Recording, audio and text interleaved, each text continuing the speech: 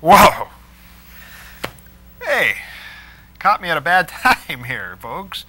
Uh, Trying to get a grip on things. Matter of fact, that's the original title of this film was Grip of the Strangler. But the version we're watching of it is called The Haunted Strangler. Ah, you're gonna love this film. This is a spooky movie. This comes out of a team of filmmakers who made two films the same year. Corridors of Blood was made at the same time by the Robert Day, John Croydon, and Boris Karloff, coming together to make some remarkable stuff. Haunted Strangler, 1958, a British film. I remember seeing this as a little kid. Now, I haven't talked about my little childhood days for a while, but let's talk about it. I remember seeing this at my grandma's house. I was staying overnight, you know. I stayed at my grandma's house quite a bit and stayed overnight to watch it. And when I got to stay at my grandma's house, she would let me stay up late. Mom wouldn't let me do that sometimes. And what was on a Friday night movie date, Stay If You Dare? It was The Haunted Strangler.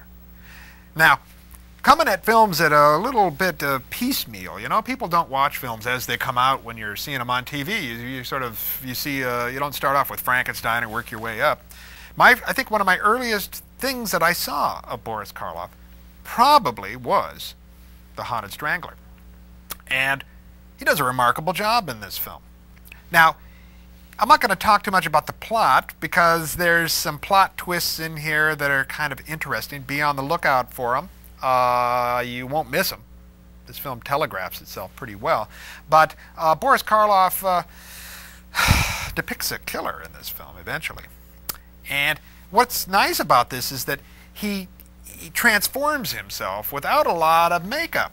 Okay, if you know him in Frankenstein, you know, you got Jack Pierce who's doing all this heavy makeup work on him, right? And though you can see the Karloff figure underneath, which really does give that Frankenstein figure its persona. This film is largely Boris Karloff, an aged Boris Karloff, doing it by just transforming and twisting his face.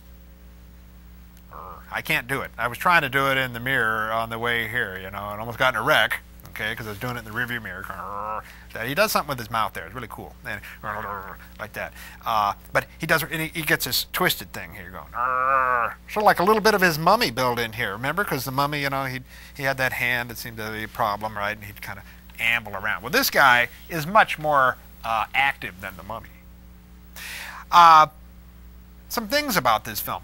There are some really nice looks or depictions of that time of, well, trying to depict the turn of the century Victorian era and their sense of the horror of daily life amongst these people in some glorious black and white.